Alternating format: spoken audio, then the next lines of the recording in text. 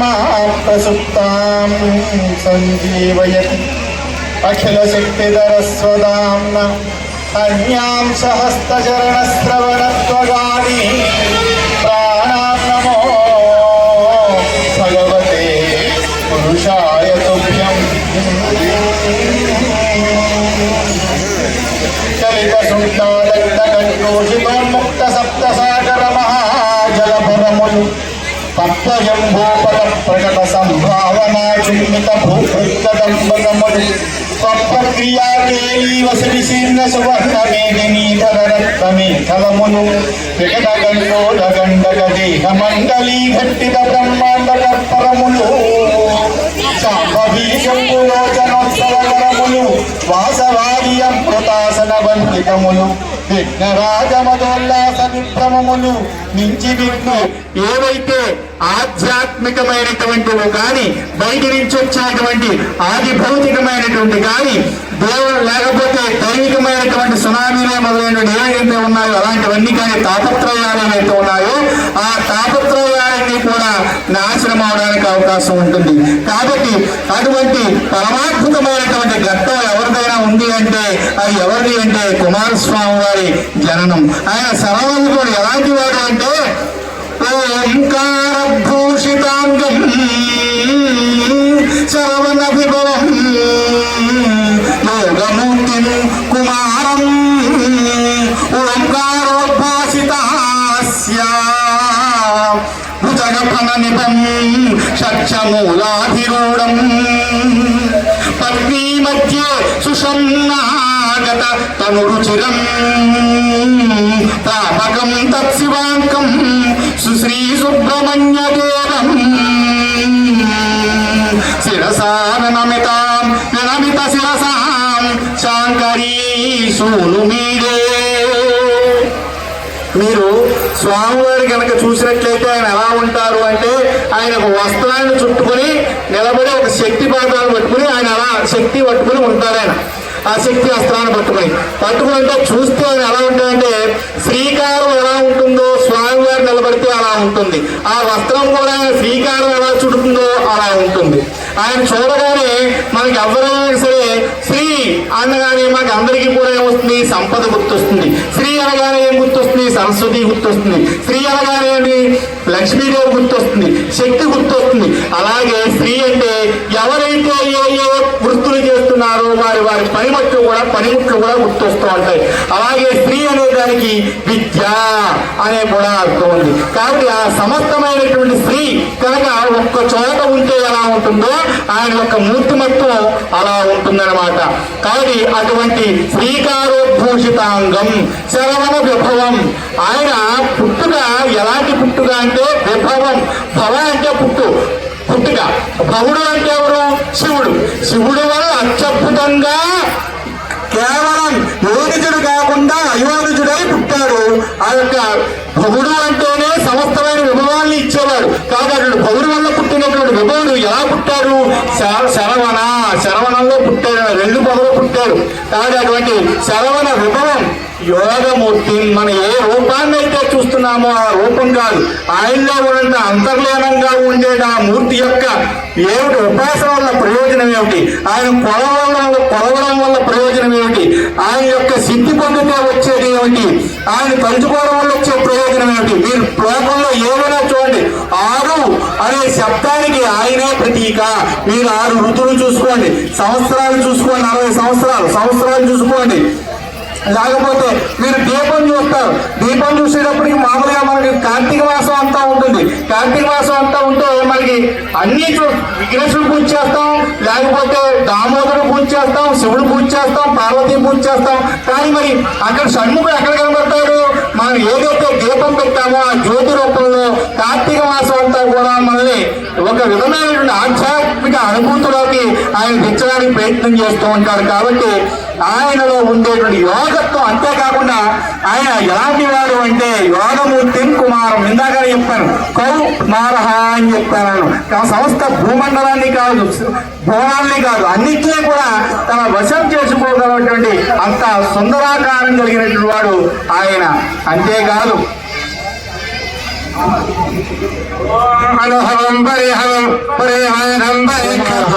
తర్వాత ఆయన ఓంకార ఉద్భాసితాస్యం.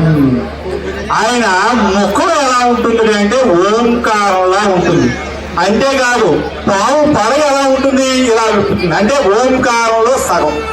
కాబట్టి ఆయన ముఖం కనుక ఓంకారం. ఇందాక ఏం చెప్పుకున్నాం, ఆయన శరీరం శ్రీకారం అని చెప్పుకున్నాం. సమస్త వేద విద్య శ్రీకారం అయితే కనుక ఆ శ్రీకారమైన విద్యను దేంతో ప్రారంభిస్తాం?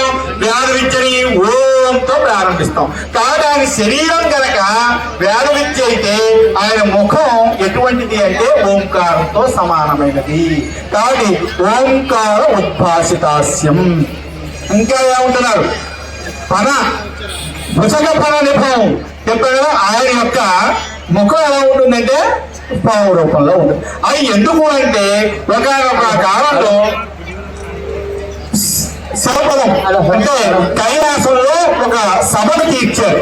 ఆ సభ తీస్తున్నప్పుడు అద్భుతమైనటువంటి వేద పఠనం జరుగుతోంది.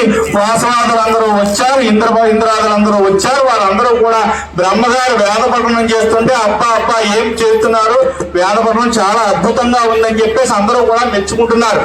అనగానే టెస్టా అనే ఒక మాట వినపడింది. ఎవరా చూస్తే అదిగో శివుని యొక్క వరపీఠం మీద ఉన్నటువంటి స్వామివారు ఆగమని చెప్పారు. ఒకసారి వీళ్ళు నవ్వుకున్నారు. ఏమిటి, ఎందుకు నాయన ఆగమన్నావంటే దోషం ఉన్నది. ఏమిటి దోషం అంటే ఆ వేద పఠనం ఏదైతే ఉందో, ఏ సూక్తం అయితే చదువుతున్నారో దాంట్లో ఒక దోషం ఉన్నది. మరి ఆ దోషాన్ని నువ్వు నివృత్తి చేయగలవా, అది ఎలా పలకాలో చెప్పగలవా అనగానే స్వామివారు ఒక్కసారిగా తన యొక్క 6 పడగలతో ఆయన ఉద్భవించారు. అదిగో అప్పటి నుంచి ఈయనకి సుబ్రహ్మణ్యం అని పేరు వచ్చింది. కానీ సుష్టు బ్రహ్మణ్యం ఇది సుబ్రహ్మణ్యం, బ్రహ్మణీ భవం బ్రహ్మణ్యం. కానీ బ్రహ్మ ఎవరైతే వేదాన్ని పఠిస్తున్నారో వాళ్ళ బ్రహ్మణ్యం అంటారు. ఆ బ్రహ్మణ్యానికి ఆయనలో తప్పులు పట్టుకుని దాన్ని సరిదిద్దాడు కాబట్టి ఆయన సుబ్రహ్మణ్యం అయ్యాడు.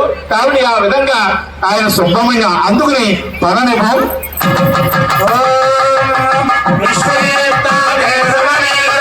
పడగలతో ఆయన్ని స్వరూపాన్ని చూపించడం జరిగింది.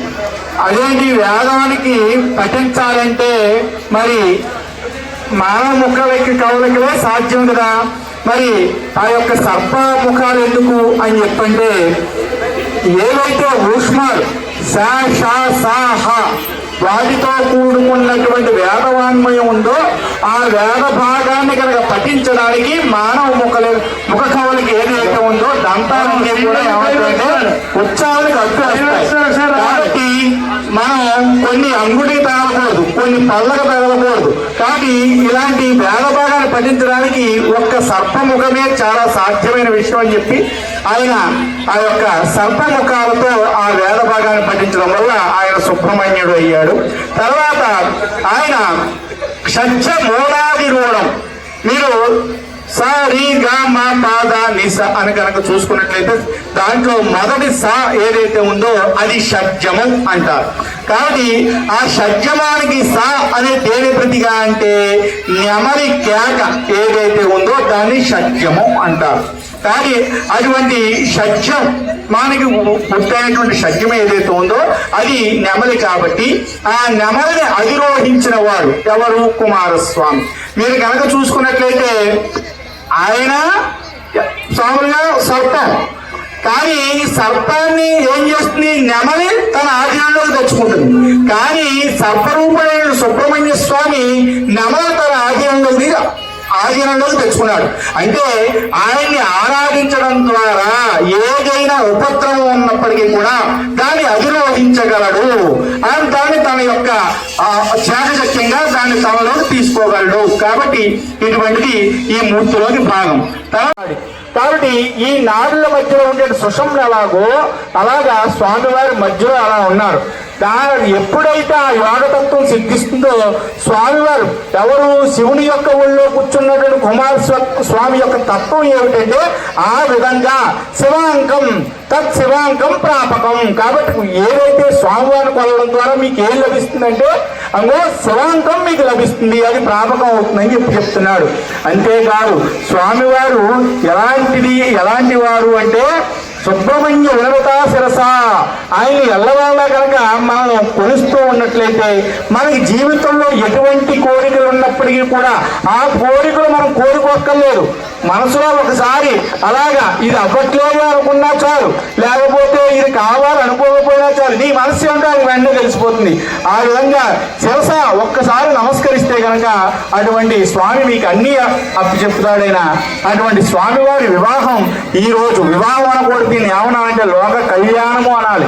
మనుషులకు జరిగేది వివాహము, స్వామివారికి జరిగేది కళ్యాణము. కళ్యాణం ఎప్పుడూ కూడా నిత్య శుభదాయకమై ఉంటున్నది. కాబట్టి ఆ విధమైనటువంటి స్వామివారి కళ్యాణాన్ని ఈరోజు మనం చూస్తున్నాం. కళ్యాణం చేస్తే ఎన్ని తరాలు తరిస్తాయో. ఇంతమంది ఉన్నారు, ఇంతమందే కళ్యాణం చేసుకుంటున్నారు. వాడిగా యోగం ఉంది, మనం ఏం చేయలేము. అంటే తరించాలి అంటే మన బుర్ర తరింప చెయ్యాలి. కాబట్టి ఈ కళ్యాణ మహోత్సవంలో భాగంగా కన్యాదానం జరుగుతుంది. ఈ కన్యాదానం ఆ కాలంలో వాళ్ళు ఇంద్రుడు, కశ్యపుడు వీళ్ళందరూ కూడా మొత్తం సముద్రాల నుంచి 60 దేశాల నుంచి గంగను తీసుకొచ్చి కాలు కడిగి కన్యాదానం చేశారు. మనం అంత పని చేయలేం కాబట్టి ఆ దేశాలు ఆ సాగరాలని ఒకసారి స్మరించుకుంటూ ఈ యొక్క కన్యాదానం చేస్తాం. మహాసంకల్పం అంటారు. ఇది చెప్తారు శ్రద్ధాభక్తులతోటి ఆ వారిలాగే మనము కూడా 60 దేశాల నుంచి 60 రాష్ట్రాల నుంచి సప్త సాగరాల నుంచి అన్ని ఖండాల నుంచి కూడా మనం తెచ్చి అభిషేకం చేశామని చెప్పి మనసులో భావన చేసుకోండి. మహాసంకల్పం చెప్తారు. అయ్యా మా రాజావారు వార్షికంగా శారే వస్తూ ఉంటుంది. అలాగే సుబ్రహ్మణ్యుడు, గణపతి, వాస్తవి, పళ్ళు, ఫలాలు అనేవి వచ్చేసాయి. అయ్యా పెళ్లి కుమారు కూడా రెడీగా ఉన్నాడు. ఎప్పుడు శుభముహూర్తం అవుతుందా, ఎప్పుడు పెళ్లి కూతుర్ని చూద్దామా అని చెప్పి ఆయన కంగారులో ఆయన ఉన్నాడు. అయ్యా ఇక్కడ ఎర్ర కార్యక్రమం మధురవంక ప్రార్థన జరుగుతుంది. అందరూ నమస్కారం చేసుకోండి. భాగ్యం ఒకవేళ ఆలస్యమైనా లేకపోతే ఇప్పటిదాకా కలగకపోయినా స్వామివారిని ఒక్కసారిగా తలుచుకుని ఇక్కడ చాలామంది ఈ రాత్రి ఇక్కడ నాగుల చీరలు అవి కట్టుకుని ఇక్కడ పవలిస్తారు కూడా. కాబట్టి దానికి సాక్షాత్ నిదర్శనలు కూడా ఉన్నాయి. కాబట్టి అంతటి దివ్య మహిమాన్వితమైనటువంటి స్వామివారి కళ్యాణం జరుగుతోంది అంటే అది ఆయన యొక్క కళ్యాణం మాత్రమే కాదు, అందరి కళ్యాణము కూడా. పైగా ఆయన యొక్క ఎడం వైపు ఉన్న ఆవిడ దేవసేన. ఆ దేవసేన ఎలాంటిది అంటే ఆవిడ పీతాముత్పలధారిణి శచిసుత.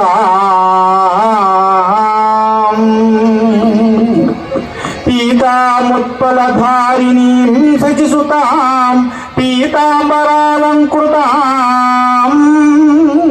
వామే లంబకరాం మహేంద్రతనయాం మందారమాలాధరాం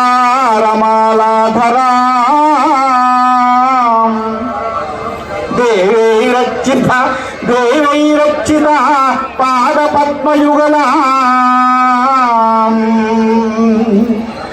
భుంజామాల్యధారిణిం మందారధారిధారణం తత్ప్రాంబకం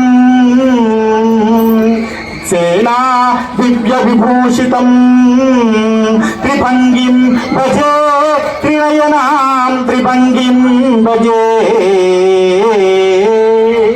ఆవిడ ఎలా ఉంటుంది అంటే ఆవిడ దేవసేన. ఆవిడ చూస్తే పీతాముత్పలధారిణి. మీరు ఈ ఇద్దరు భార్యలనే కనుక చూసుకున్నట్లయితే ఈవిడ ఎడం వైపు ఉంటుంది కాబట్టి ఎడం వైపు ఉన్నప్పుడు ఈవిడ కుడి చేత్తో పీతము ఉత్పలధారిణి అంటే ఆవిడ నల్ల కలువును పట్టుకుని ఉంటుంది. ఆవిడ ఉండి అంతేకాకుండా ఆవిడ ఎవరు శచిసుతాం అంటే ఇంద్రుని యొక్క కుమార్తె. అది శచీదేవి గారి భార్య, మరి శచి యొక్క కుమార్తె. అంతేకాకుండా ఆవిడ పీతాంబరాలంకృతము. ఆవిడ పచ్చ పుట్టమలు కట్టుకుని ఉంటుంది ఆవిడ. అంతేకాకుండా ఆవిడ లంబకరం, ఏమి వామే లంబకరం, ఆవిడ ఆయన యొక్క వామ అంటే ఎడం వైపు ఉంటుంది కాబట్టి కొంచెం ఆవిడ కుడి చేయ పక్కన ఉంటుంది, ఆవిడ కుడి చేతితో పట్టుకుంటుంది, ఎడం చేతితో ఇలాగా లంబకరం కింద పెట్టుకుంటుంది. మహేంద్రోదయం, ఆవిడ ఒకానొక సమయంలో స్వామివారికి నేను చాలా బాగా సమస్తమైన భువనాల్ని కూడా నేను రక్షిస్తున్నాను, పాలన బాగా సాగుతోంది అని చెప్పి ఆయన బాగా ఆనందం కలిగింది. ఆనందం కలుగుతున్నప్పుడు ఆయన యొక్క కళ్ళు చెమర్చాయన్నమాట. అలా చెమర్చినప్పుడు 2 కళ్ళ నీటి బొట్లు కింద పడ్డాయి. పట్టినప్పుడు ఆయనకి అమృతవల్లి, సుందరవల్లి అని చెప్పి 2 పిల్లలు పుట్టారు. వాళ్ళు తర్వాత ప్రజాపతి యొక్క కుమార్తెలుగా పుట్టడం జరిగింది. ఒకనొక సందర్భంలో రాక్షసుడు కేసి అనేటువంటి రాక్షసుడు ఆవిడ తవ్వుతూ ఉంటాడు దేవశాన్ని. తవ్వుతున్నప్పుడు ఇంద్రుడి దగ్గరికి వచ్చి నన్ను రక్షించు అని చెప్పి అంటుంది. ఆ సమయంలో అప్పటికే ఇంద్రుడు సమస్తమైన రాక్షసుల దగ్గర కూడా అప్పటికే ఓడిపోవడం జరిగింది. అలా ఓడిపోతున్నప్పుడు నేను ఎలా వీళ్ళని నగ్గగలను అని ఆలోచించలేదు. స్త్రీ తన దగ్గరకు వచ్చింది కాబట్టి వెంటనే రక్షించాలనే భావంతో రక్షించడానికి ప్రయత్నం చేశాడు. అలా ప్రయత్నం చేసిన తర్వాత తన దగ్గరకు వచ్చిన ఒంటరి స్త్రీని తనకి ఎలాగైనా సరే సాయం చేయాలి, నా వల్ల నీకు ఏం సహాయం కావాలి అంటాడు. అంటే నాకు మనోహరుడు, అలాగే త్రిభువన విజేత అయినటువంటి వాడు, నిన్ను కూడా జయించేటువంటి వాడు నాకు భర్తగా కావాలి అని చెప్పేసి ఆవిడ కోరుకుంది. అలా ఎవరు దొరుకుతారా అని చెప్పేసి ఆ దేవసేన వెంట పెట్టుకుని వెళ్ళాడు. దేవసేన వెంట పెట్టడం వల్ల ఇంద్రుడికి విజయం లభించింది. కాబట్టి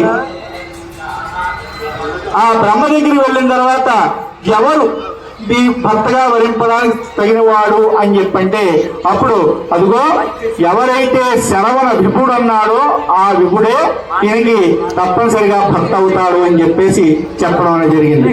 కాబట్టి ఆ విధంగా మహేంద్ర తనయ మందార మాలాధరం, ఆవిడ ఎల్లప్పుడూ కూడా ఏం చేస్తుందంటే ఎర్రటి మందారాల్ని ధరిస్తూ ఉంటుంది. మందారం మనకి ఏవైతే దేవతా వృక్షాలు ఉన్నాయో కోరిన కోరికలన్నీ కూడా ఇస్తాయో అటువంటి మనకి వృక్షాల్లో కల్ప వృక్షాల్లో మందారం ఒకటి. అంతేకాకుండా మందారం ఔషధ గుణం. ఏ విధంగా ఆవిడని కనుక కోరికినట్లయితే ఎవరికైతే సరే చిన్నపిల్లలకు కావచ్చు పెద్దవాళ్ళకి కావచ్చు వాళ్ళకు ఒక ఆయుర్వేదంతో కూడుకున్నటువంటి ములుగులతో కూడుకున్నటువంటి ఔషధ గుణాలు లభిస్తాయో అలాగా ఆవిడ యొక్క ప్రసన్నత కూడా అలా లభిస్తుంది.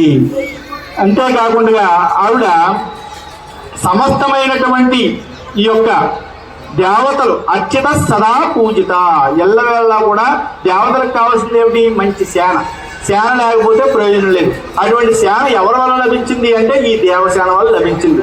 లేకపోతే సాక్షాత్తు దేవతలు కూడా ఓడిపోవాల్సిన పరిస్థితి. కాబట్టి వారి పద్మయుగం స్కందస్య, ఆవిడకి ఎలా ఉంటుంది, స్కందుడికి ఎలా ఉంటుంది ఆవిడ అంటే వామే స్థితం, ఎడం వైపున ఉంటుంది. అంతేకాకుండా సేన ఎల్లవేళ కూడా త్రిభంగిం, ఆవిడ 3 అంకె వేస్తే ఎలా ఉంటుందో ఆ 3 వంకర్లు ఎలా అయితే ఉంటాయి శరీరంలో ఆవిడ 3 వంకర్లు ఉంటాయి. అంటే అంత వయ్యారంగా ఆవిడ నిలబడుతూ త్రినయనం. చూడండి ఇక్కడ 3 కళ్ళతో ఉంటుంది ఆవిడ. అంటే మూడో కళ్ళు దేనికి ప్రతీక?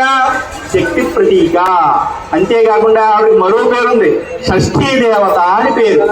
ఒకనొక సమయంలో స్వయంభూ మనువు చాలా కాలం పాటు వివాహం చేసుకోలేదు. చేసుకున్న తర్వాత చాలా అందరూ ప్రాధాన్యపడటంతో ఆయన వివాహం చేసుకున్నాడు. చేసుకున్న దాకా ఉండే ఆయనకి చాలా మళ్ళీ అప్పటికి వివాహం అయిన తర్వాత సంతానం కూడా ఆయనకి ఆలస్యమే. తర్వాత మొత్తం మీద 12 సంవత్సరాలు ఆయన భార్య గర్భం దాల్చింది. పిల్లాడు పుట్టాడు. పిల్లాడు పుట్టిన వెంటనే చనిపోయాడు. పుట్టడం ఒక ఎత్తు అయితే అప్పటి వరకు ఆయన పెద్ద యుద్ధమే చేసినట్టుగా చేసాడు ఆయన. అంటే వివాహం కావడం ఆలస్యం, పిల్లలు పుట్టడం ఆలస్యం. చనిపోయేటప్పటికి ఆయన విపరీతంగా రోధించి ఇంకా ఆయన చనిపోవడానికి ఆత్మహత్యకి ఆయన పూనుకున్నాడు. అలా పూనుకుంటున్నప్పుడు ఒక ఆకాశ విమానంలో ఈ దేవసేన ప్రత్యక్షమయ్యి ఆయన తిరిగి మరీ వారి సంతానాన్ని ఇచ్చింది. అంతేకాకుండా స్వామివారు రెల్లి పొదలో పుట్టామని చెప్పుకున్నాం కానీ రెల్లి పొదలో పుట్టినప్పుడు ముందు ఇనుము, అలాగే వెండి, బంగారం ఇలాగ లోహాలన్నీ పుట్టుకుంటూ వచ్చాయి. జింకు, బాక్సైట్ అలాంటివి కూడా పుట్టుకుంటూ వచ్చాయి. పుట్టుకున్న తర్వాత చివరికి బంగారం తర్వాత ఆయన స్వామివారు పుట్టారు. స్వామివారితో పాటు బాలగ్రహాలు కూడా పుట్టాయి. ఈ బాలగ్రహాలు పుట్టడం వల్ల ఏమైందంటే ఆయన స్వామి వారు వాటికి అనుగ్రహం ఇచ్చాడు.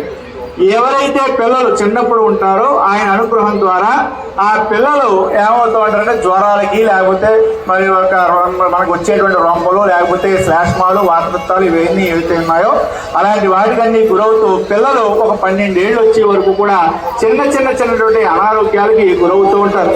బాలారిష్టాలు అంటారు వాటిని. కాబట్టి ఆ బాలగ్రహాల ద్వారా వచ్చేటువంటి బాలారిష్టాలకు గురవుతూ ఉంటారు.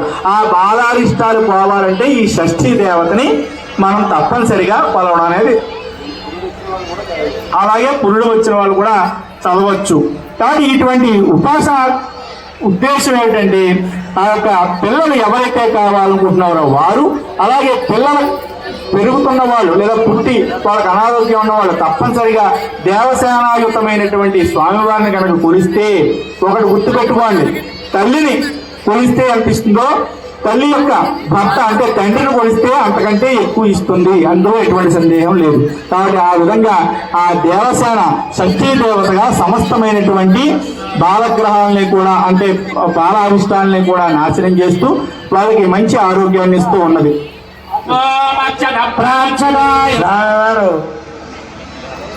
ఎప్పుడు అమ్మవారిని చూద్దామని చెప్పి వారి కంగారులో ఉన్నారు.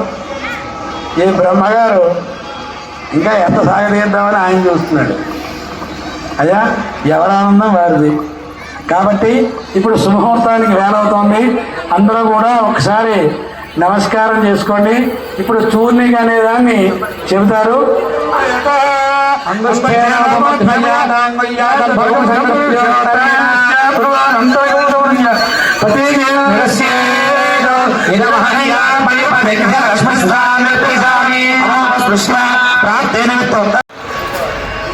ఇప్పుడు అందరూ కూడా పెళ్లి కొడుకు పెళ్లి కూతురికి వచ్చిన బంధువులు షేక్ హ్యాండ్ ఇస్తున్నారు.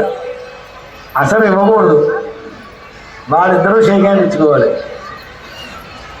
వాళ్ళిద్దరూ కూడా ఆ షేక్ హ్యాండ్, పాణిగ్రహణం అంటే పాణి అంటే చెయ్య, గ్రహణం అంటే పట్టుకోవడం. పాణిగ్రహణం అంటే అమ్మాయి చెయ్యి అబ్బాయి పట్టుకోవడం. అది ఆ పట్టుకోవడంలో కూడా ఏంటంటే అందరూ కూడా అనుకుంటూ ఉంటాం ఇలా చెయ్యాలి అలా చెయ్యాలని, కానీ ఆ సమయంలో ఎవరికి ఏం తెలియదు. అలాగేంటంటే ఈ యొక్క ఇలాగ గోర్లు కనిపించకుండా కనుక ఆ చెయ్యి పట్టుకుంటే అమ్మాయి చెయ్య మగపిల్లలు పడుతుంది. గోర్లు కనిపించేలాగా చెయ్యి పట్టుకుంటే ఆడపిల్లలు పడుతుంది. అది శాస్త్రం చెప్పింది. అదేనా వధూవరో సంకల్పయత అంగుష్ఠే నోపమధ్యమయ అని చెప్పబడింది. అక్కడికి అది అయిపోయింది. అయిపోయిన తర్వాత వివాహం నాడు ఉండే అందమే అందం, అబ్బాయికి అమ్మాయికి కూడా. మళ్ళీ అందం మళ్ళీ రాదు. ఈవేళ అందాన్ని ఫోటోగ్రాఫర్కి ఇస్తున్నాం. ఆ అందాన్ని ఫోటో నాకేం తిరిగి అంటాడు వాడు పిల్లని, వాడికైతే తిరుగుతుంది. ఇక మొగుడితో కాపురం కృష్ణార్పణం. అలా ఉంది వ్యవస్థ. అర్థమైనా ఎప్పుడూ కూడా ఒకరినొకరు అబ్బాయి అమ్మాయి చూసుకోవాలి.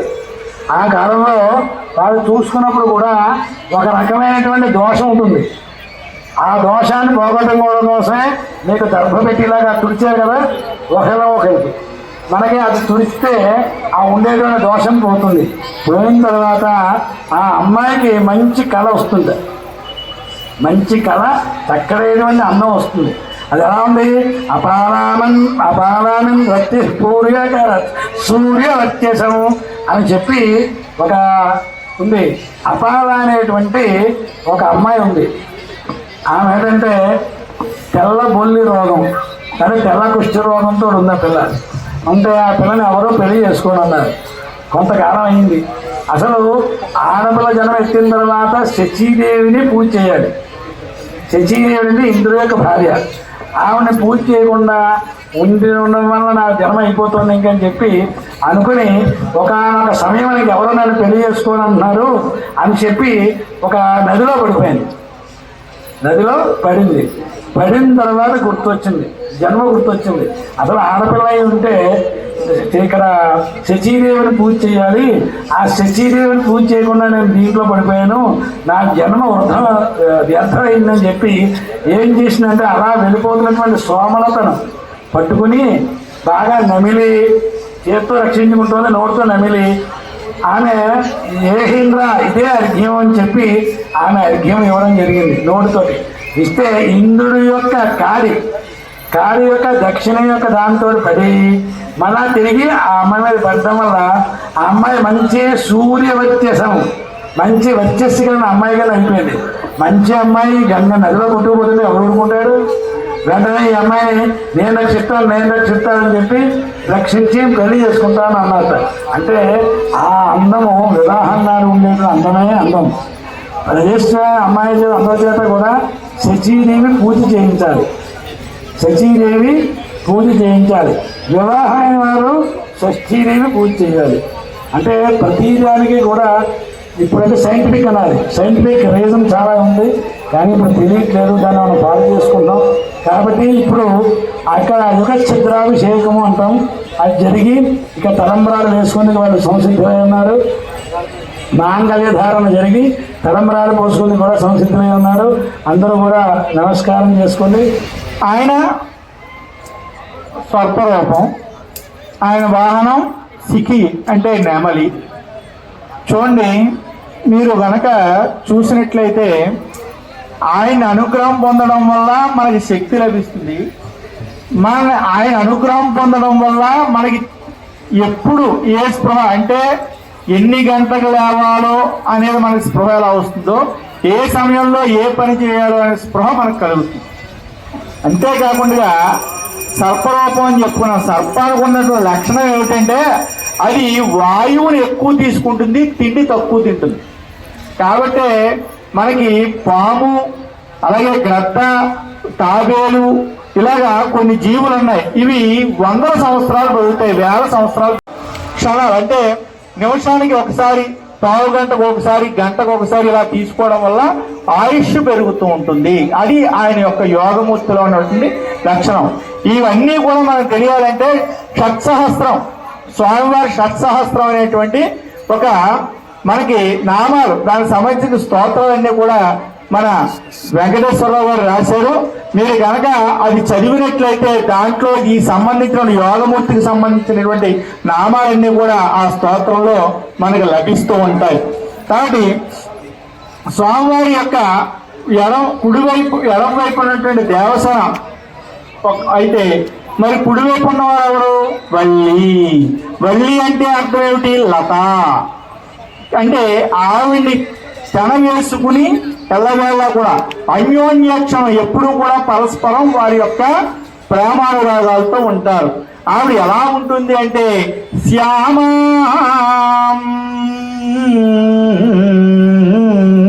పంకజదారిణిం, శ్యామం పంకజదారిణిం అనిల సప్తాటాంకర్ణోజ్వలాం, దక్షే లంబకరాం మకుట కిరీట మకుటాం, చంద్రోజ్వలాం తుంగస్తనోదాంచితాం, అన్యోన్యేక్షస సంయుతాం, సర్వనోద్భూతస్య పార్శ్వే స్థితాం, భుంజే మాల్యతరాం ప్రవాలవసనాం, వల్లీశ్వరీం భావయే. ఆవిడ శ్యామం, ఆవిడేమో గౌరవర్ణంలో ఉంటుంది. పార్వతీదేవి ఏ వర్ణంలో ఉంటుందో ఆ వర్ణంలో గౌరీ వర్ణంలో ఉంటుంది. ఆవిడకి 3 కళ్ళు ఉంటాయి.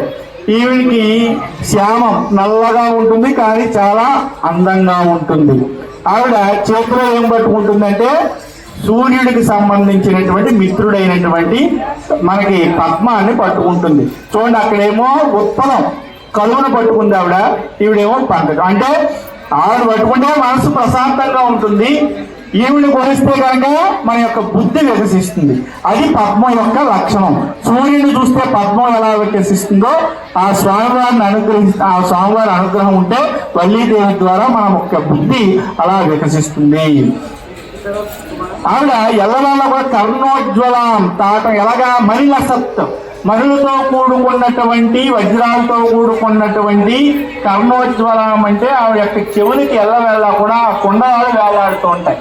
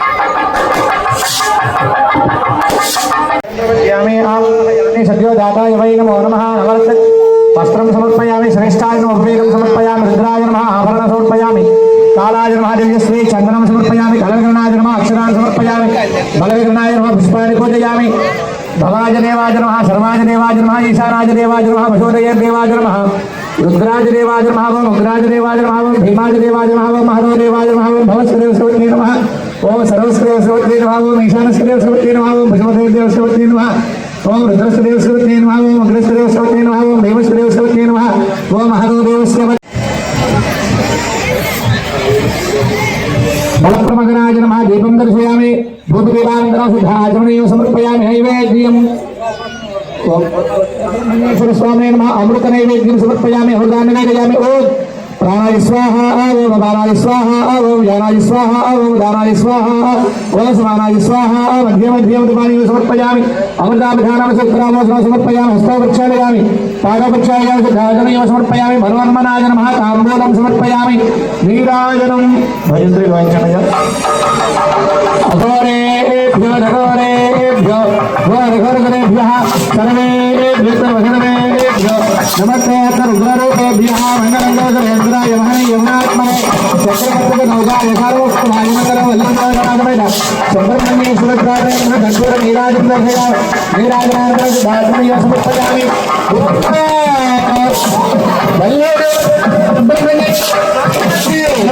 सुब्रह्मण्येश्वर स्वामी वारिकी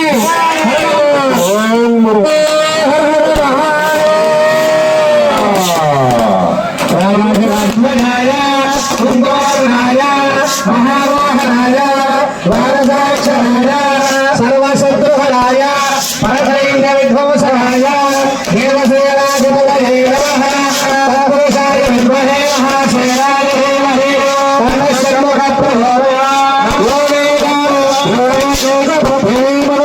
अंतरिक्षे विविधेभ्यः सर्पेभ्यो नमः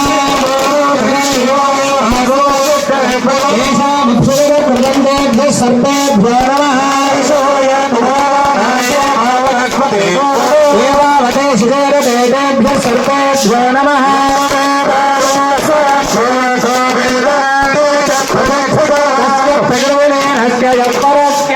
निग्रस्वेन समायुते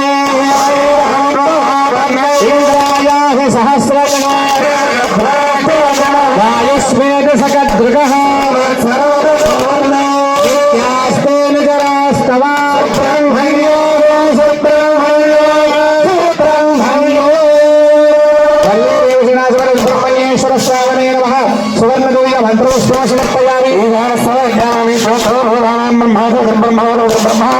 शिवो मे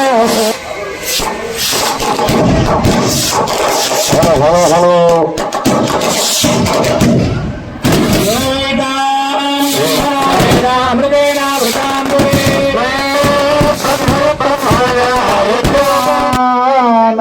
श्री विद्या वैभव विज्ञान तोड़तन षडांगंबुलन षट्चक्रयुतंबुलन षण्मासयुतत्वयोगंबुलै वेदंबुन योगंबुन సముపార్జించుగా ఎల్ల అరోగమై సుఖశాంతులన్ భవాదేశంబులై స్వామి ఇచ్చుగాక ఎల్లవేళం మీకు తాడి భక్తి గ్రామ ప్రజలకు